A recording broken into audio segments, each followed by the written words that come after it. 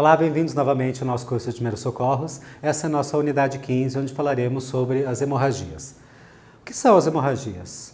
Como elas ocorrem? Quais os danos que elas podem causar? Quais os tipos de hemorragia?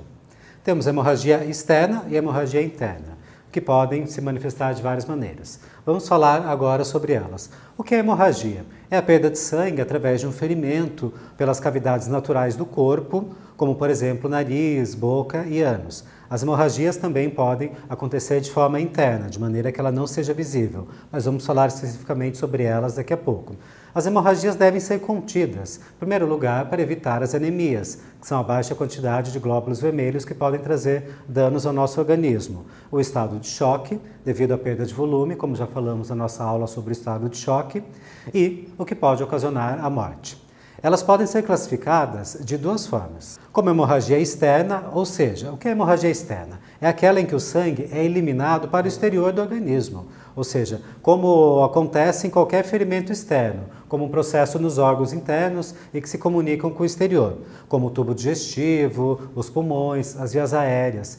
Então, a hemorragia pode ser considerada externa quando ela se exterioriza, quando o sangue extravasa, quando o sangue sai por algum orifício ou por alguma lesão causada na pele. Relembrando que falamos sobre a pele, que ela é o nosso maior órgão de proteção, que concentra aproximadamente 30% do nosso peso corpóreo e que tem o intuito de proteger os nossos órgãos externos, regular a nossa temperatura e também fazer a proteção de micro-organismos. E temos também a hemorragia interna. O que é a hemorragia interna? É aquela hemorragia onde o sangue extravasa em uma cavidade pré-formada dentro do organismo, ou seja, como o peritônio, como no meu tórax, por baixo da pele e da musculatura, na pleura, entre os pulmões, no pericárdio, que são as camadas que envolvem o coração, nas meninges, que são as camadas que revertem o nosso sistema nervoso, ou na cavidade craniana ou até na câmara ocular. Então, a hemorragia interna, ela acontece também com extravasamento de sangue, mas dentro do organismo, de maneira que esse sangue não é visto exteriormente, ou seja, ele não se exterioriza. As hemorragias podem se manifestar de diversas formas, pequenas e grandes, em diferentes gravidades, dependendo do grau de lesão, do órgão acometido e do tamanho do trauma. Os primeiros socorros devem fazer o quê? Conter e controlar a hemorragia, que variam de acordo com essas manifestações que já falamos. As hemorragias externas, pequenas e de baixa gravidade, elas devem ser contidas através do controle manual. Controle manual? Como assim? Fique calmo, nós vamos falar sobre isso. O controle manual, ele acontece, uma das técnicas, através da técnica digital, onde você pega uma compressa limpa, um tecido limpo, um pano limpo, coloca sobre a lesão de pequeno porte e pressiona. Você faz uma pressão digital, realmente uma pressão, de maneira que você pressione, que você sinta pressionar a sua polpa digital, de maneira que você auxilie na agregação plaquetária e faça com que as plaquetas se unam e comecem a formar o coágulo, evitando o sangramento. Então é importante que você pressione.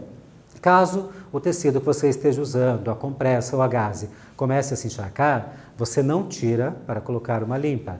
Você coloca uma limpa sobre a que já está com o coágulo e continua fazendo a pressão até que você percebe que esse sangue não está mais se exteriorizando, até que esse sangue não está mais fluindo. Essa é a técnica digital, ou seja, da compressão no local.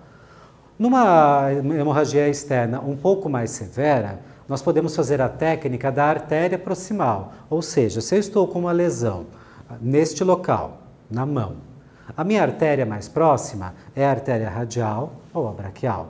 Eu posso fazer a lesão no local e posso fazer a preensão da artéria proximal, literalmente pressionando-a com muita força contra o seu osso, de maneira que esse sangue não flua, não bombe até o local que está lesionado, para que esse sangue não extravase. Então, esta técnica é chamada de técnica da artéria proximal, que é realizada uma pressão digital também sobre a artéria mais próxima da lesão.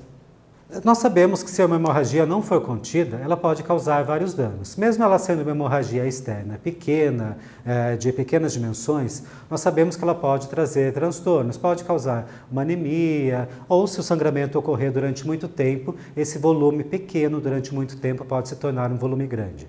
E sabemos que uma perda considerável de volume pode levar a um choque hipovolêmico, ou seja, a um choque pela perda de volume circulante, pela perda de volume sanguíneo, consequentemente, após essa perda de volume, a um choque cardiogênico, sabendo que a nossa bomba não vai estar trabalhando com o volume adequado. Então é muito importante que essas hemorragias sejam contidas. Em alguns casos, algumas literaturas dizem que hemorragias externas de maior proporção pode-se utilizar uma técnica chamada de torniquete. É uma técnica muito complexa, que requer muito cuidado e que, se ela não for feita de maneira adequada, ela pode causar mais danos do que benefícios à nossa vítima. Ela consiste em você localizar a lesão. Essa lesão também deve ser limpa, deve ser colocada uma compressa, um tecido limpo e, após a lesão, você vai colocar uma faixa, um tecido, um cinto ou algo que seja de algodão, de um tecido mais resistente, grosso, de no mínimo 5 a 7 centímetros, nunca cordão, cadarço, arame. Consiste em você realizar um meio nó, colocar algo como uma caneta, um graveto e depois dar o nó completo e fazer a circular de maneira que você prenda a circulação e ela não chegue até a lesão. Essa técnica era muito usada, é muito conhecida, chamada de técnica de torniquete. Porém, ela é muito controversa, deve ser feita com muita cautela e, no caso de muita cautela, na dúvida, não a utilize. Opte na compressão digital do local e opte também na compressão da artéria proximal dessa lesão. Lembramos que um sangramento intenso, em torno de 5 minutos, pode levar a uma perda de 50% do volume circulatório dessa vítima. 50% do volume circulatório é metade do sangue circulante no corpo. O nosso organismo não vai ter forças, não vai ter mecanismos de defesa para agir contra. Muitas vezes ele não vai conseguir nem fazer um choque hipovolêmico e um choque cardiogênico. Essa vítima vai a óbito muito rápido, em torno de 5 minutos após esses 5 minutos de sangramento. Então é muito importante que você, quando se propuser a prestar esse primeiro socorro, faça isso de maneira rápida e eficaz. Alguns sinais de hemorragia. Como nós já falamos da hemorragia externa, nós temos a hemorragia interna. O que a hemorragia interna causa? Como que eu vou reconhecê-la se eu não consigo ver sinais e sintomas? Se eu não consigo ver o sangue extravasando? Então eu vou me atentar aos sinais e sintomas. Quais são? Pulso fraco e rápido. Vimos em algumas aulas anteriores sobre como fazer a mensuração do pulso. Então você vai com a sua polpa digital sentir a pulsação. Ela tem que ser forte, consistente, tum, tum, tá. No caso de hemorragia interna, esse pulso vai estar fraco, muito rápido. Você não vai sentir essa frequência, essa constância. A pele vai estar fria, úmida, pegajosa, com uma sudorese intensa, como vimos no sinal de choque. Ela vai estar pálida, perder sua coloração. O paciente vai passar a ter uma sede intensa, uma polidipsia pela perda de volume, confusão, vertigens, tonturas, muitas vezes vômitos, e em casos mais severos esse vômito já vem acompanhado de sangue.